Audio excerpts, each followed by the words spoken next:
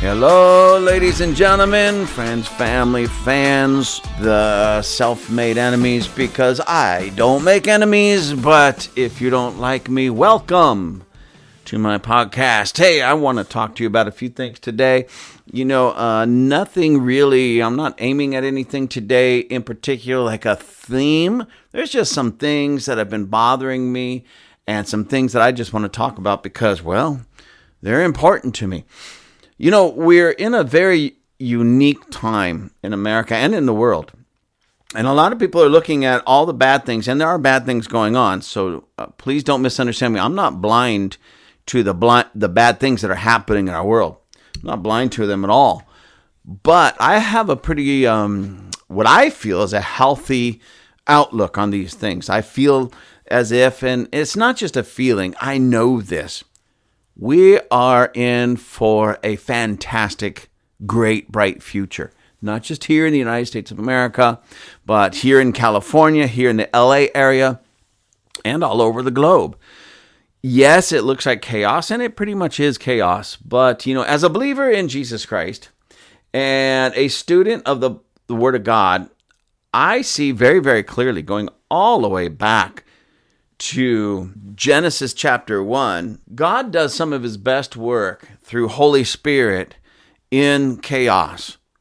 In Genesis chapter 1, it talks about how God created the heavens and the earth. And in verse 2, Genesis 1, verse 2, it talks about how the Holy Spirit was brooding, hovering.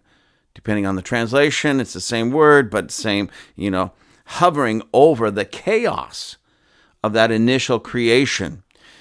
And it's the same type of word that describes a mother bird, like say a hen, brooding over her eggs, expecting life. And as we know, well, life came out of that chaos. The chaos that was that original creation. Holy Spirit was there, hovering, brooding over that chaos, bringing life.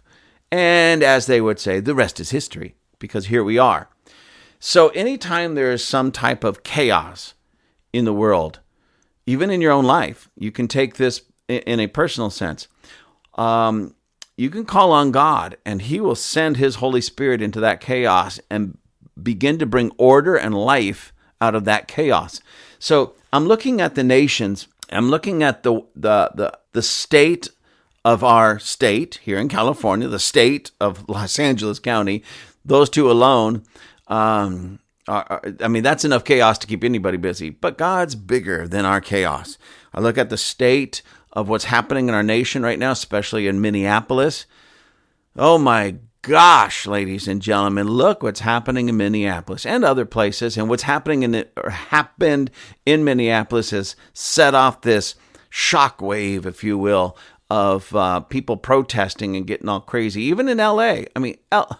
Los Angeles, Minneapolis, Minnesota is pretty much on the other side of the country. Most of the people here in California have never, ever even been there or close to there, okay? And yet they're in unity. They're supporting, we're going to stand in unity with Minnesota, and we don't know why. It just seems like the thing to do because we're sheeple and we're told to. That's what it basically comes down to, ladies and gentlemen. They don't even really understand what they're protesting or why. And really, it's not even protests. It's riots. It's destruction of property. They're tearing up their own city, And anyways, this is a side note. I just got on that little rant. But side note is, a lot of these people think they're really, I don't know. I really don't know what goes through their head. Are they just out there because a friend told them or somebody told them and they're going to go out there? They're destroying things. Why? Maybe because they're just destructive people. But I'm going to assume for just a moment, that they think they're doing something good for the greater good. Destroying buildings, fighting with federal officers, spray painting buildings, defacing property and things like that. I'm going to assume that they actually think they're doing a good thing. Now, how they can come up with that, how they can think that, I have no idea.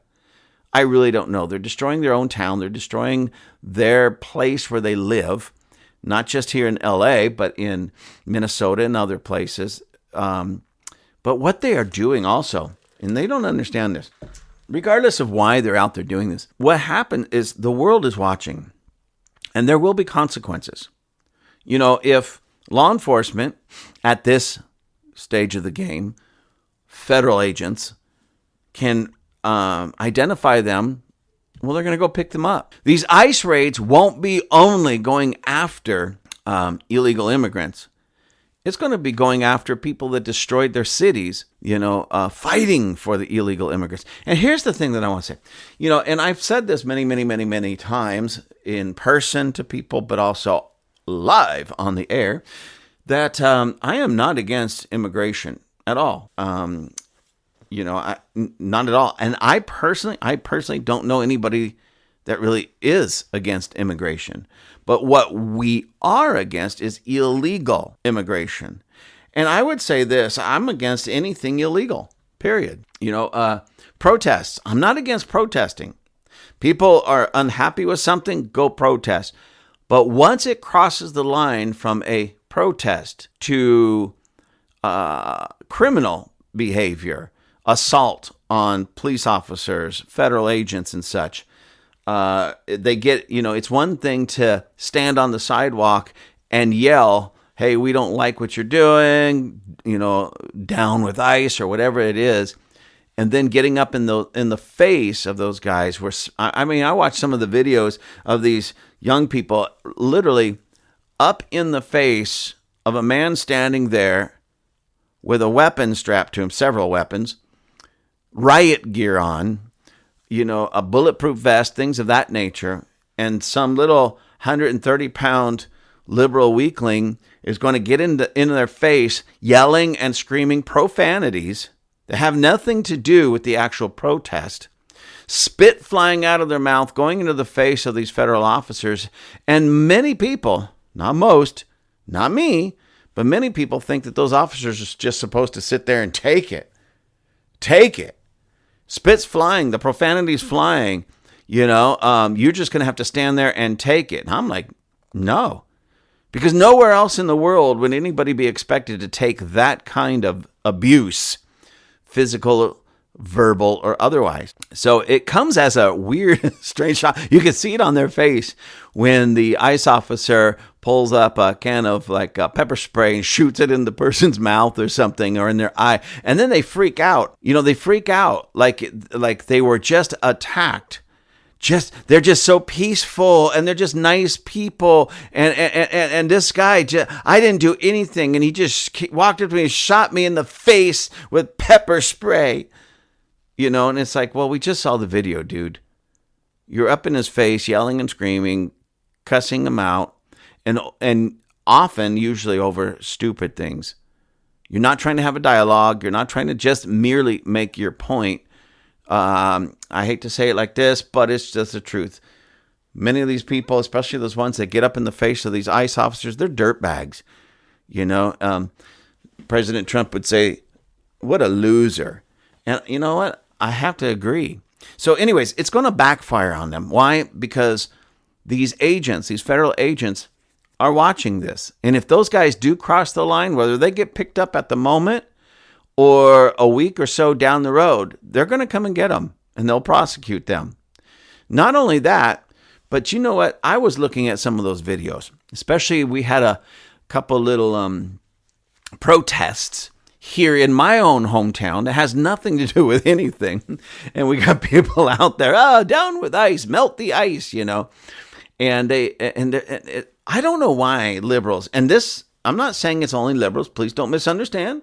There's a lot of people that can call themselves conservatives that have foul mouths and use foul language openly around their kids, around other people's kids, men around the ladies. You know what? For me personally, I cannot stand to hear, I really cannot stand to hear people use profanities, throwing out F-bombs and cursing and swearing and having filthy language like that. But it really bothers me when women and especially children use it. I was watching this little video clip where this group of people were walking down. There was like, I don't know, 3 or 4 ladies and a little kid. When I say little kid, maybe I'm guessing 10, 11 years old. I'm guessing. And he walks up to this person and he says, "Hey, you know what? You're a real, forgive me, ladies and gentlemen, a-hole." And the person asks you, "Where did you hear that? Where are you up?" "My mom told me to tell you that." And his mom was part of that little group walking by. And mom tells her son, who's probably 10, 11 years old, around there, to walk up there and throw out these expletives to this gentleman, calling him, foul language. And yes, some conservatives do that, and it's like, I wish they wouldn't even call themselves conservatives, but they do. But the left really owns it. I mean, they are experts at being foul-mouthed and filthy. I mean, experts at it. There's an old saying. I don't know if it's an old saying. It's just a saying. But let me read this to you. If you can't be interesting without profanity, then let's face it, you're not that interesting. And I know a lot of people use profanity to try to sound tough or sound forceful, to make a point, to whatever. But the reality of it is, if you need profanity to do that, then you really aren't that tough. You're not that forceful. You're not that, anything, because that's a stupid reason to use profanity, especially teach our children to use profanity. And so anyways, that really bothers me. And the left takes the cake on that. I mean, don't get me wrong. I hate it when anybody does it. And yes, people on the right do it as well, which is even worse to me because we, in most every other area, we're better than that. But that's one area that, I can't say that we're fully better because too many of us on the right use that kind of language. And we need to stop, ladies and gentlemen. We need to really stop. And we really need to be able to articulate our position without yelling profanities, So anyways, that's a freebie. That's just one of those things that bugs me. So, I want to talk to you real briefly about it. I want to read something to you. And I want to talk to you about this. Okay. Yeah. I said to myself before I started this, I'm not going to poke the bear too much today. I don't want to poke, but you know what? If this pokes the bear, then, be poked. If you vote Democrat, I'm going to be just honest and blunt with you. I'm going to try to say it as nice as possible, but I'm just going to be blunt. You have a mental disorder. I'm just being honest with you. I know you're looking at what's going on with ICE and President Trump and all his other Epstein files. Oh, Trump's all over the Epstein files. He did this with this girl and he did that with this girl. Have you noticed, ladies and gentlemen, that he keeps getting accused? President Trump keeps getting accused of doing all this mischief with these young girls on Epstein's Island, but nobody can produce the actual documents. It's just hearsay. So one person says it, and somebody picks it up and runs with it. I'm not going to say he did or didn't because I wasn't there. I don't know. But nobody has provided proof that he did any wrongdoing on Epstein's Island or in any other area with Epstein. All I know, and this has been confirmed over and over and over and again, is that yes, Epstein and Trump, they did know each other. Yes, we know that. You got all these billionaires on the East Coast especially. Yeah, they get to know one another. But Trump kicked him out of Mar-a-Lago because he said about Epstein, yeah, that guy's kind of creepy. He likes the girls too young. And that was maybe not the only reason, but that was a big reason. And he no longer let him into Mar-a-Lago. So we know that. So if he did that, which we know he did, it's well documented. I find it hard to believe that he was just friends with Epstein and running to Epstein's Island, every chance that he got, but kicking him out of Mar-a-Lago when Epstein is in the States. It just doesn't make sense.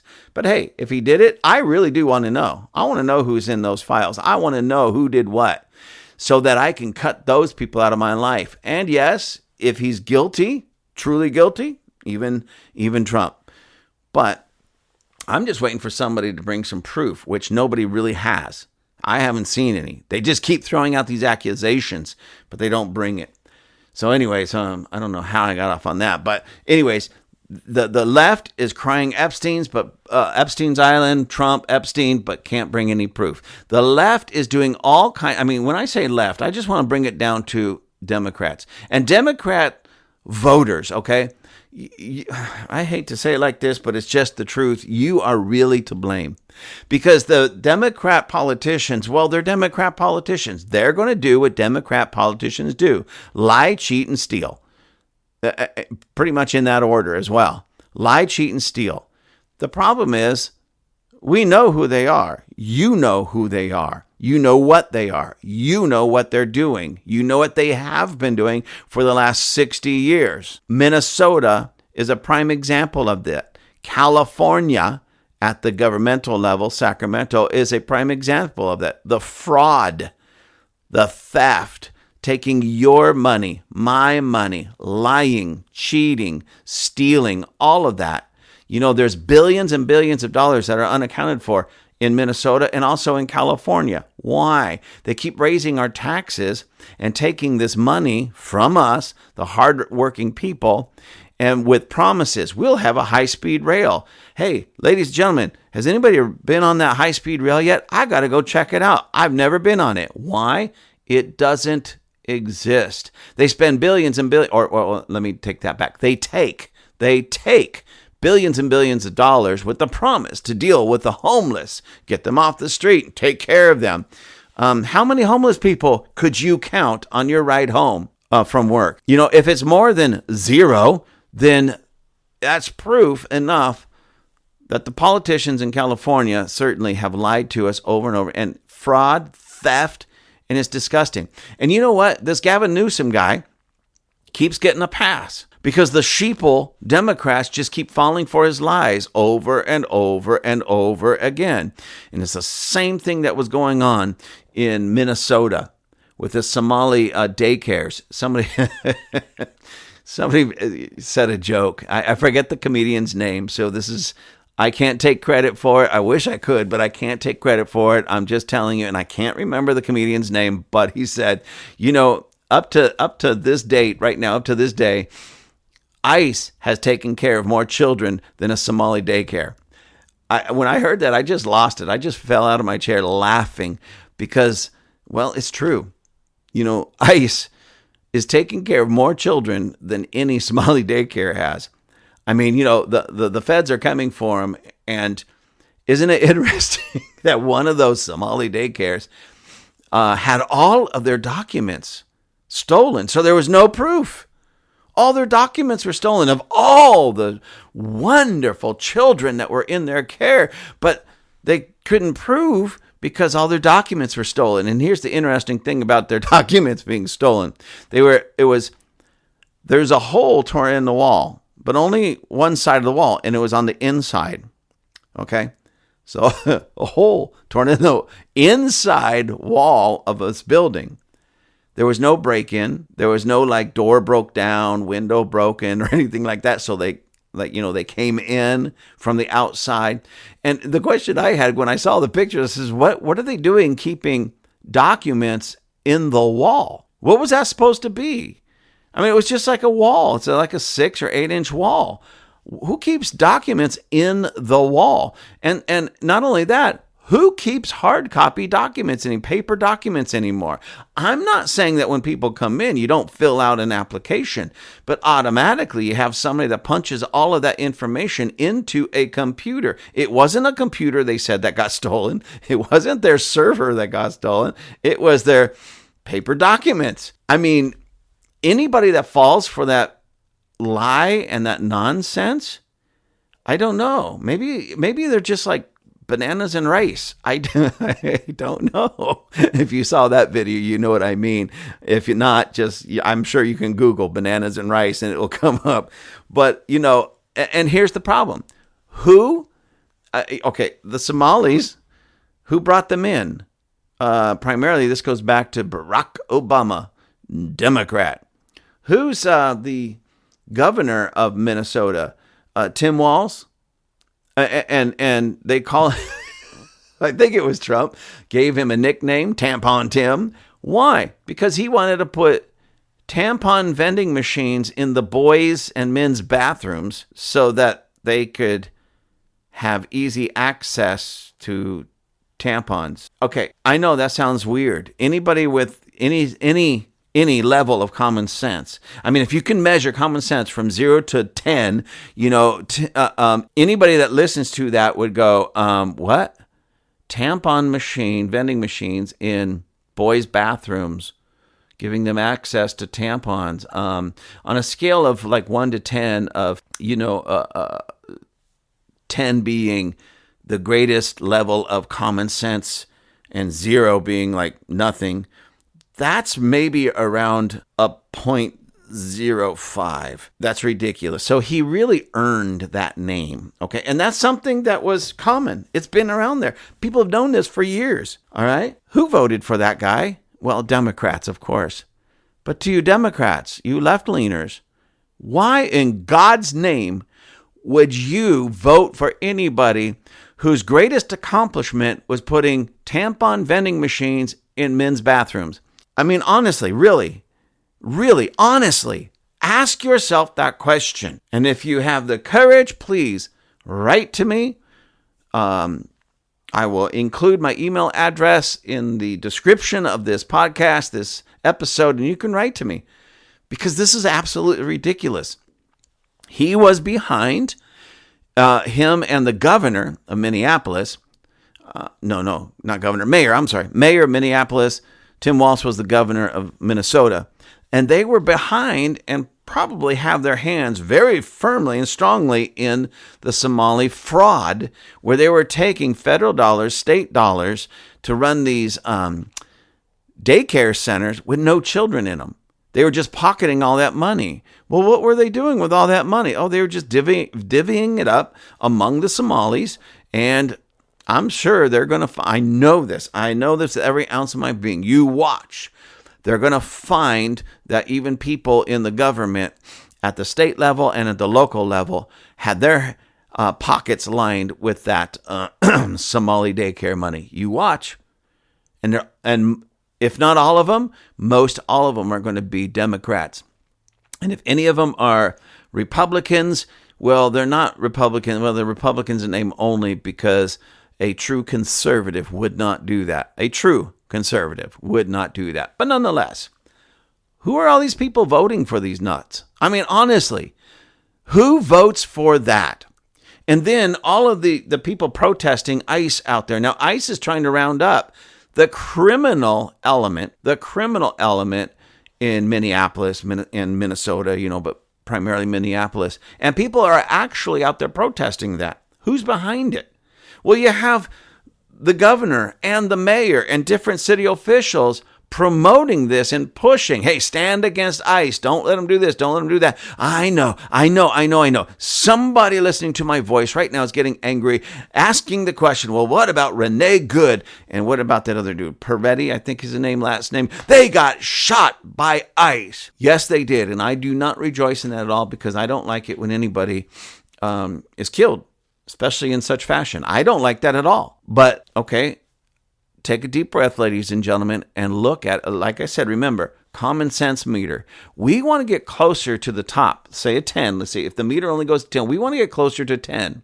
We don't want to be looming around between 0 and 1, certainly. We want to be closer to a 10. So think of that meter. Okay, so if you just buy the narrative that the media that's in cahoots with these liberals, if you buy what they're saying, you're going to come up with probably a 0.05, maybe a 1 common sense meter rating, okay? But if you look at it honestly, truly, I mean, I had to sit back and just look at it honestly. And I'm not trying to get off the officers that shot them or anything like that, because I wasn't there. I just know what I saw in those videos. Okay, remember that one video that they kept pushing and pushing from the one angle? And it looked like just the cop walked up there and started shooting. Well, she hit him with her car. And when you see it from the other angle, clear angle, you can clearly see that officer bouncing off of the front driver's side fender. And then he opened fire on her. Now, whether that was excessive force or not, I'm going to leave that up to the courts. But I'm going to tell you this. If I, even not as an officer, was purposely rammed into by somebody and I happened to be armed in that situation, who knows what I would have done? So whether we like it or not, whether you like it or not, whether you agree it was excessive or not, remember, we're going to face this with common sense. Number one, Renee Good was not there. She was not there just merely dropping off her kid or picking the kid up. It's all on video. It's all on video. She was there because her wife or female husband, whatever you want to call her, she was supposedly married to another woman. Anyways, she, immediately, it's all my fault. She started saying, it's all my fault, all my fault. She wouldn't have been here, but I brought her down here. I drug her down here and all that. So Renee Good wouldn't even have been there if it wasn't for her, I don't know, what do you call her? Can't call her a husband because, she's not a man. Can't really call her a wife because, maybe in a legal sense, but certainly not in a moral sense, are two women married. I don't care who they go before. I don't care who pronounces them married, whatever. It just isn't. So her other female companion, talks her into it. Again, sheeple. I'm sorry, ladies and gentlemen. We as human beings have got to stop being sheeple, weak, sheep-like people. Have to. And honestly, the liberals are the worst. Like I said, they take the cake when it comes to swearing and profanities, and they take the cake in following stupidity and foolishness just because somebody told them. All of them. And that dude Peretti, same thing. I know he was carrying a weapon. From what I understand, he had a Sig Sauer pistol, 2 high-capacity magazines, which, if it was a magazine loaded fully, it was a high capacity. I love the way the media hypes it up. But anyways, he had 2 magazines and one in the firearm. And here's again, common sense, ladies and gentlemen. Common sense. I have a lot of questions about that. From the story that I've heard over and over again, ICE was harassing a woman and pushed a woman, and she falls down. And Peretti jumps in between the woman and the ICE officers. There were several ICE officers to help this poor, helpless, defenseless woman. And then they attack him and shoot him. It came out, and this is the media. Okay, this is the liberal media saying this. So I'm just basically telling you what the liberal media says, that they disarmed him. Okay, they took the weapon from him and then shot him, almost execution style.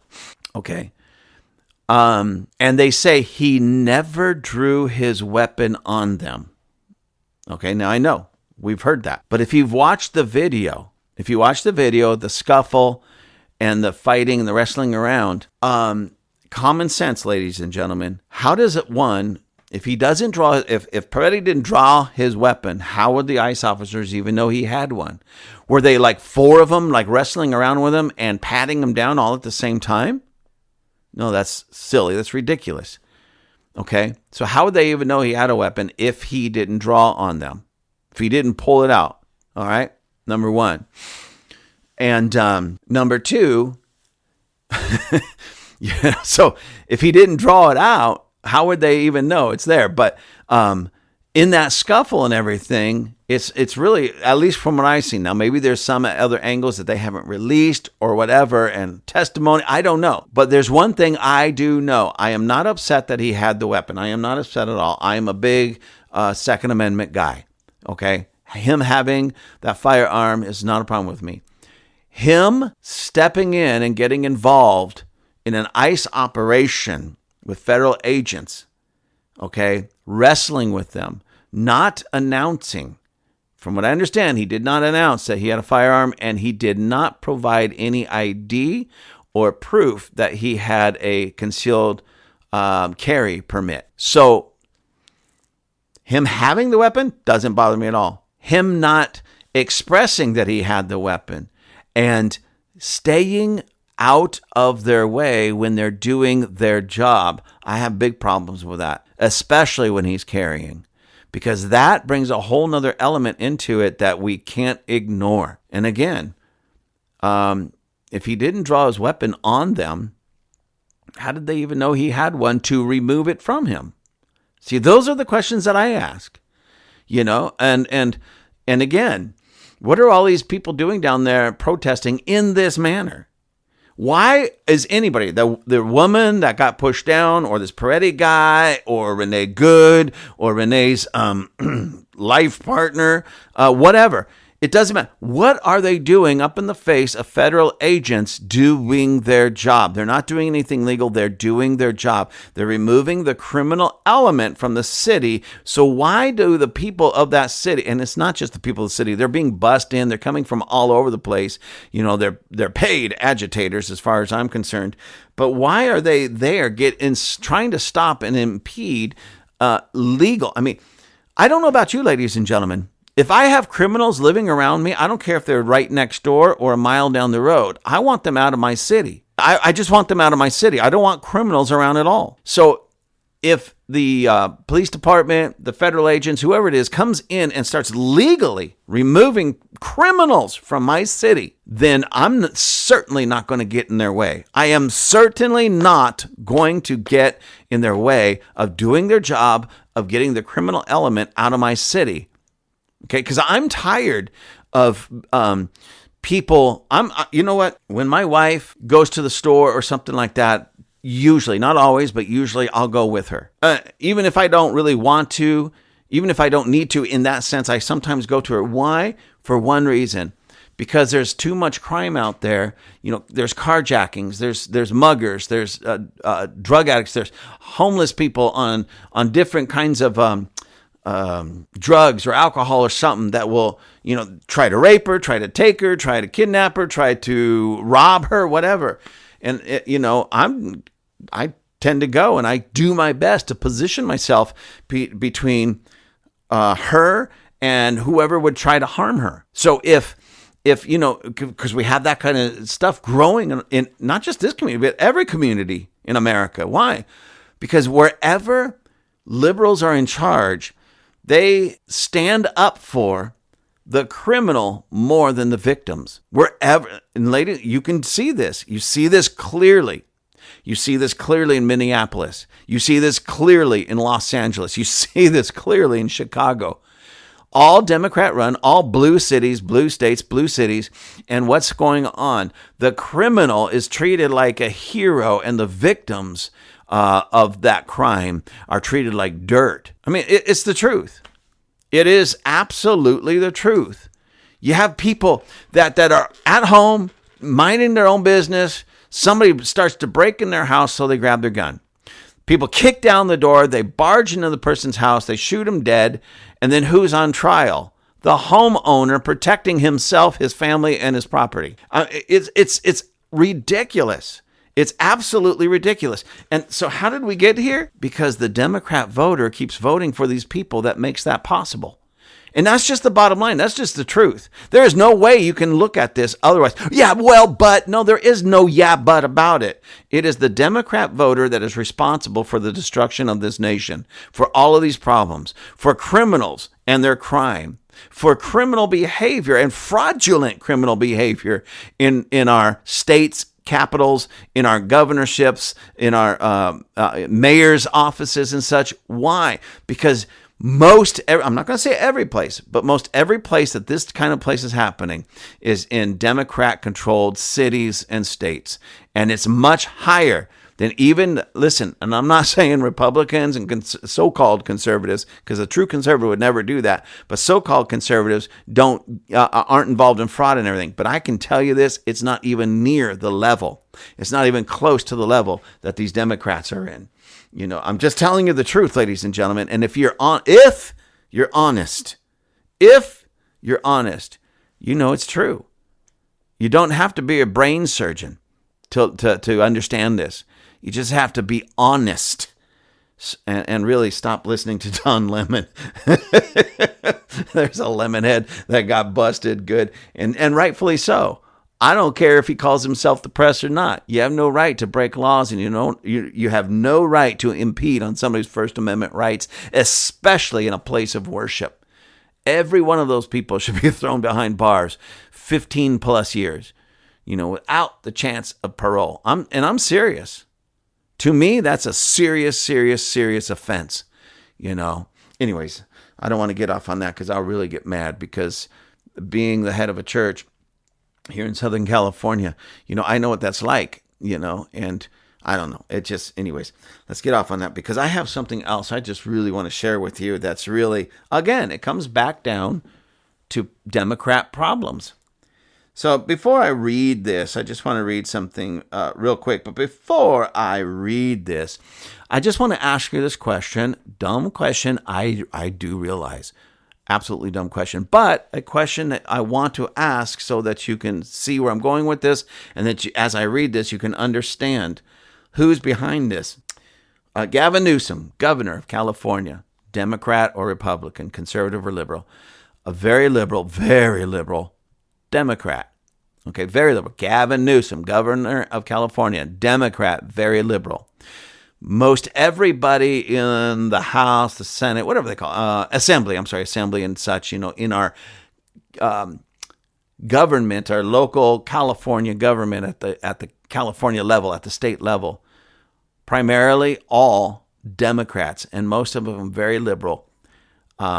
You can look this up, okay? If you think I'm like, oh, no. Let me share with you what they are working towards doing. As a matter of fact, again, before I get into that, California, I believe right now still is we pay the highest taxes of anyone else in the nation, of any state in the nation.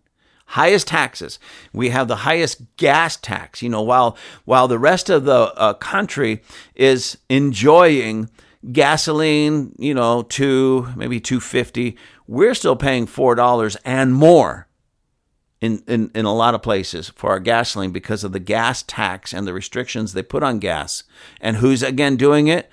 All Democrats. When Democrats say that they are really for the little guy and they stand up for the poor, no, they don't. No, absolutely not.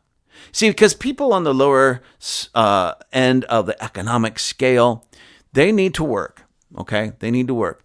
They can't always afford that newer car, so that sometimes they have the older cars that doesn't get exactly, the best of gas mileage, and that's fine. That's what they can afford. That's what they get. That's fine. I'm not putting that down, because a lot of my cars over the years were just that, because that's all I could afford. So I understand it.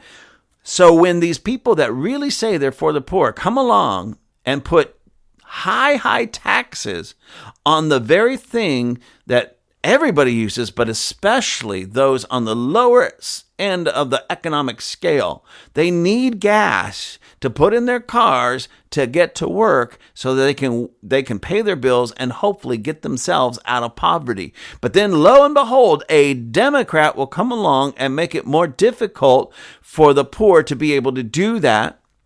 Because why? They just slapped a huge gas tax on it.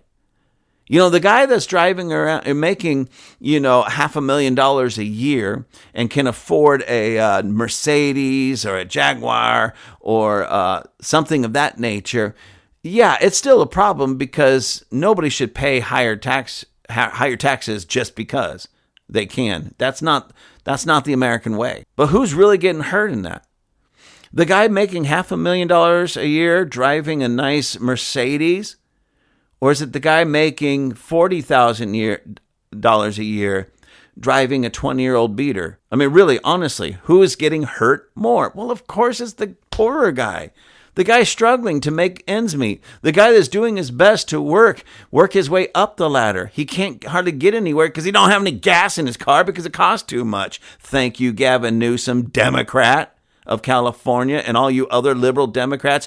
And what I would say is thank you, Democrat voters, because it shows that you do not have very much compassion or a heart for the poor.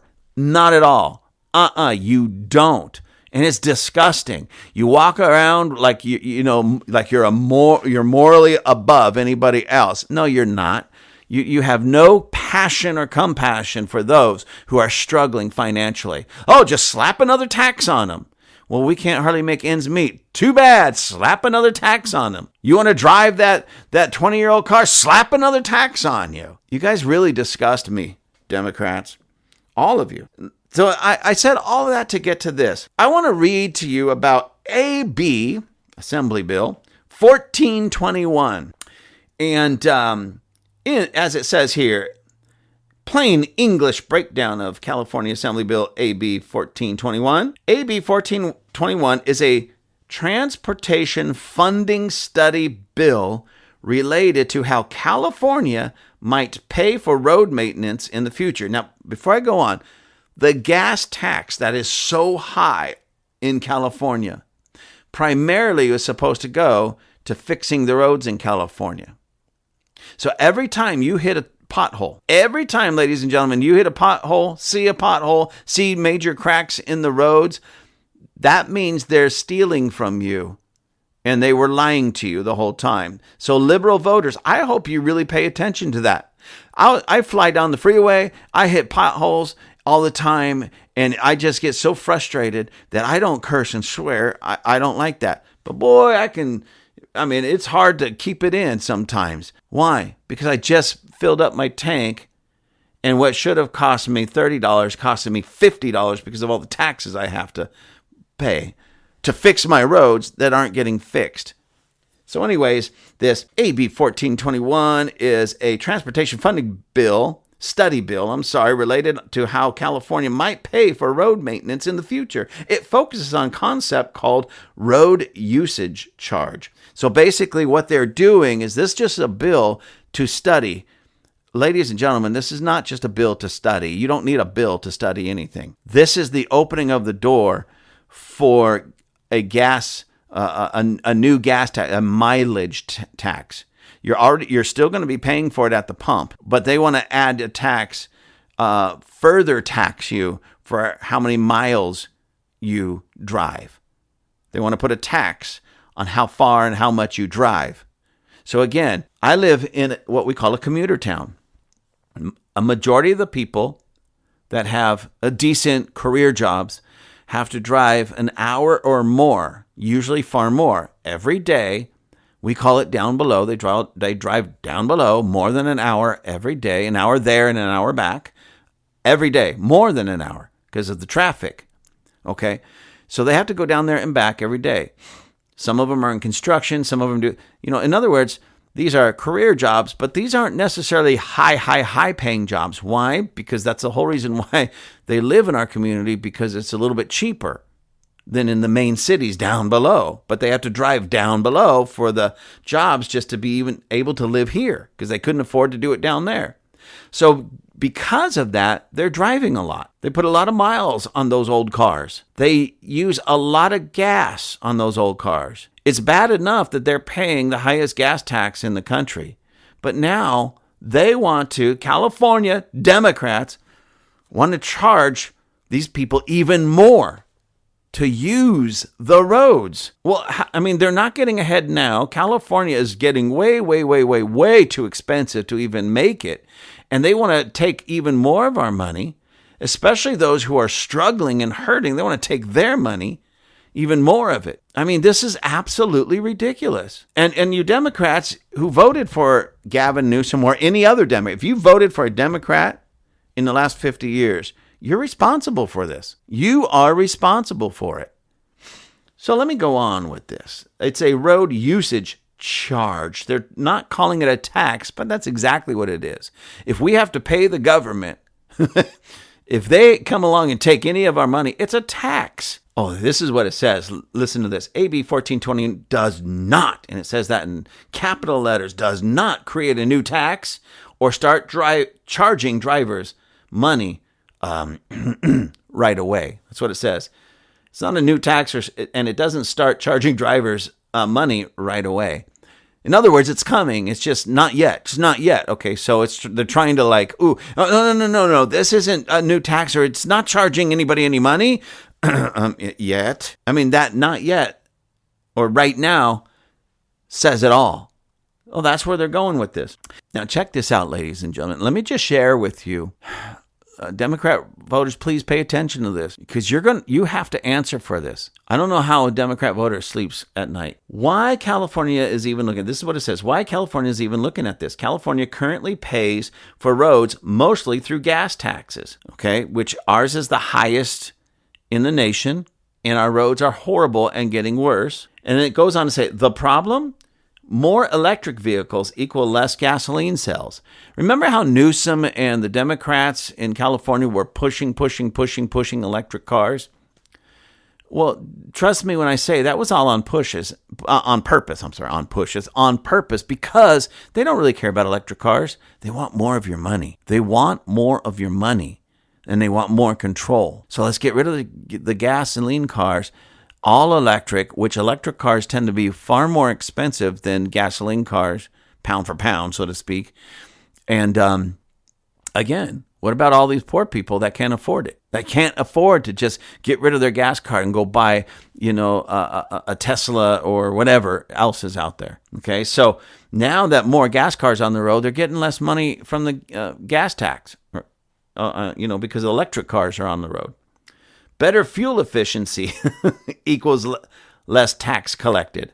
So if somebody, say, on the lower end of the economic scale is able to get a nice, a decent economic car, fuel efficient car, well, wait a minute, that's a big problem because Newsom is not getting his tax dollars because you're burning less gas, So if you went from, say, 15 miles to the gallon to now you're driving one of those little, I don't know what car they are nowadays, little Toyota, little Honda, whatever, and now you're getting 40 miles to the gallon. Oh, we can't have that because I need my tax dollars. Newsom, anyways. And it goes on to say that road maintenance still costs billions per year. Well, you know what? There's billions of dollars missing from the bullet train you were supposed to build. Where did that go? It certainly didn't go into our roads. There's billions of dollars missing from the homeless, funding and such. And there's still a whole bunch of homeless there, so it didn't go to that. So how come there's still potholes in our roads? You see, Democrats, you fall for the same lies over and over and over again. Back to what I said earlier, you're sheeple. You're just like a bunch of sheep. Your Democrat leaders are telling you what to believe, what to vote, and you don't even question it. You jump for it, you bite it, hook, line, and sinker, you take it, and you walk away feeling like you did something so noble. And what did you do? You just put those on the lower scale. I don't even like to use the word poor, but you put the poor in even deeper depression of poverty because of your votes. And for people that are in poverty or close to it voting Democrat, I mean, I'm sorry, forgive me. I really don't like to go here, but it's just the truth. That's a special kind of stupid. You're voting for the very thing and voting for the very people that put you in poverty and responsible for your poverty all along. And you keep believing the lies. You keep believing the Democrat leaders such as Newsom and all these other guys telling you, oh, they're going to help you. They're there for you. We're there for the little person. Well, it's time for you guys to stop thinking like the little person and start thinking with some common sense and start voting common sense. Because Gavin Newsom is going to be who he's going to be. All these Democrats are going to be who they're going to be. I'm talking about the politician. But Democrat voters, you don't have to be that anymore. You do not have to be that anymore. And here's another thing. You could always vote Republican and do yourself a lot better, but you've believed the Democrat liberal lies about Republicans as well. I mean, think about it. If they have been lying to you, we know that. You know that. Gavin Newsom and all these other Democrats have been lying. So what makes you think they were telling you the truth when they were talking about Republicans and what they want to do? I mean, they're not just going to tell a lie over here on taxes and then tell the truth about a Republican. No, they're going to lie about everything because that's what they do. They can't help it. It's time to change the way you vote. It's time to change the way you do things.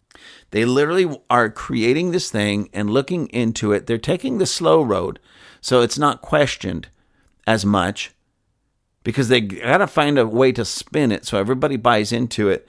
But they want to tax you for just merely driving your car. They didn't say how much, but if you drive, say, 100 miles, let's say 50 miles to work and 50 miles by 100 miles a day, you're going to have to start paying just to get to work and back.